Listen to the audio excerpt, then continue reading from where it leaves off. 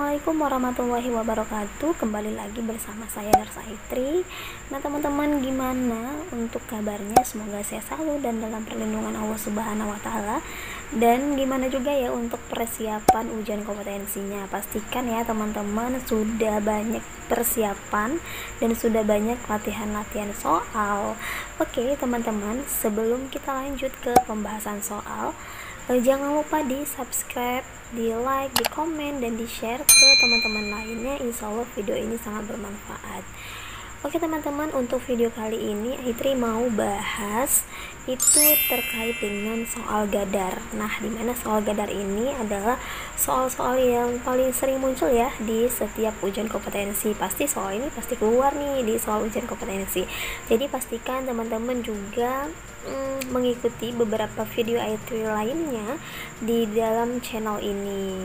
Jadi teman-teman bisa langsung lihat aja beberapa video-video yang ada di channel Aitri. Oke teman-teman, kita lanjut ya ke soal pertama. Oke, untuk soal yang pertama di sini tuh ditanyakan warna triase. Kemudian karena tertimpa reruntuhan akibat gempa, sesak, wajah meringis, sianosis pada daerah bibir dan kuku, kemudian velces dan pernafasan paradoksal. Nah, jadi dimana kita tahu triase itu kita adalah mengelompokkan korban atau pasien berdasarkan berat ringannya trauma atau penyakitnya, dan bagaimana sih harus cepat untuk penanganan atau pemindahan pada pasien ini. Dimana triase itu dia terbagi atas 4. Ada berwarna merah itu gawat darurat, kemudian kuning itu dia darurat tidak gawat, kemudian kalau hijau itu tidak gawat tidak darurat, dan yang hitam itu meninggal. Jadi di sini posisinya si pasiennya itu dia dengan keluhan sesak, wajah meringis, kemudian sianosis pada daerah bibir, kuku, velces, dan ada pernafasan paradoksal. Jadi di sini pasien itu velces gitu. Berarti jawaban itu yang tepat adalah yang merah, karena yang merah itu dia gawat darurat, dimana velces ini dia mengancam nyawa dan segera harus ditolong. Oke, next soal yang kedua. Di sini itu ditanyakan dengan terkaitan berapa luas luka bakar. Ingat, setiap soal yang hitung-menghitung kita langsung aja ya menghitung. Jangan lagi dibaca kasusnya secara lengkap kayak pasien laki-laki berumur 30 tahun. Itu jangan dibaca lagi. Jadi kita cukup baca aja dia langsung ke berapa luas luka bakar yang mau kita hitung. Jadi di sini itu dia ada dada dan perut, kemudian kaki kiri dan kaki kanan. Oke, jadi di sini kalau untuk dada dan perut itu berarti 18, itu ada di bagian depan sini. Kemudian kaki kiri itu nilainya 18. Kaki kiri nilainya 18, kemudian kaki kanan dia nilainya 18. Berarti 18 dikali 3 ya. 18 dikali 3 itu 3 dikali 8 itu 24. Berarti cari aja yang dia di belakangnya ada 4. Berarti langsung jawab yang bagian B.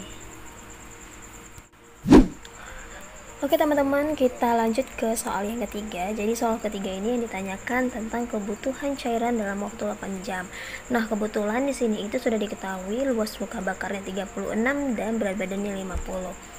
Jadi bagi teman-teman yang ingin lebih paham lagi terkait bagaimana sih cara menghitung cairan rumus Baxter, jadi ada di video Aitri sebelumnya, nanti Aitri cantumkan di description box. Jadi nanti teman-teman lebih detail lagi di situ videonya. Oke, di sini diketahui luas luka bakarnya 36 nih, ya kan? 36, kemudian berat badannya itu 50. Nah, kita kalikan aja dia ke 5 aja. Karena nolnya itu kita tambahkan ketika nanti hasilnya sudah selesai. Karena setiap pembilang yang dikalikan 0, dia hasilnya 0. Berarti kita langsung kalikan 5 dikali 6. 5 dikali 6 itu 30, kita tuliskan 0. Kemudian kita simpan 3 ya. Kemudian 15 dikali 3 itu 15, kemudian ditambah 3, 18. Nah, kemudian 18 ini saya lanjutkan di sini. 18 kan 18 ini nolnya nanti aja kita tambahkan, jadi cukup 18 nya aja gitu yang kita tuliskan. Berarti 18 yang ditanyakan dalam waktu 8 jam, berarti dia dikali 2.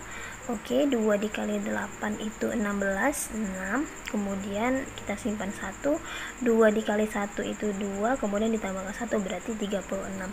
Nah, berhubung tadi kan kita ada 0 dari yang ini, kita tambahkan nolnya, kemudian kita ada 0 tadi yang 50, kita tambahkan nolnya.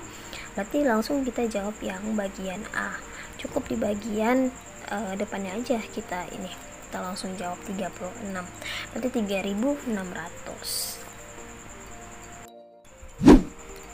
Oke, next untuk soal yang keempat. Jadi soal yang keempat ini ditanyakan teknik membuka jalan nafas.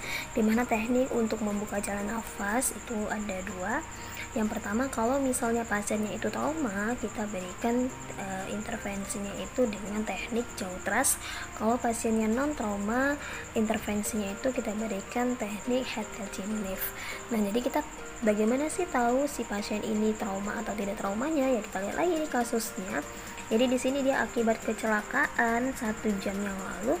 Kemudian dia pasien itu sesak nafas, jejas di leher, luka di wajah, battle sign pada mastoid. Nah, itu udah berarti tanda-tanda dari trauma. Bahwasanya di sini ada jejas pada daerah leher, kemudian ada luka wajah. Berarti itu, kemudian ada battle sign juga, itu juga tanda-tanda dari trauma. Berarti yang kita berikan intervensinya untuk teknik membuka jalan nafasnya itu dengan teknik Jautras. Karena tadi teknik membuka jalan nafas dia ada 2. Yang pertama itu kalau dia trauma, intervensinya untuk membuka jalan nafasnya adalah teknik si Jautras. Dan kalau untuk yang non trauma, tekniknya itu melakukan dengan Head-Chin-Lift.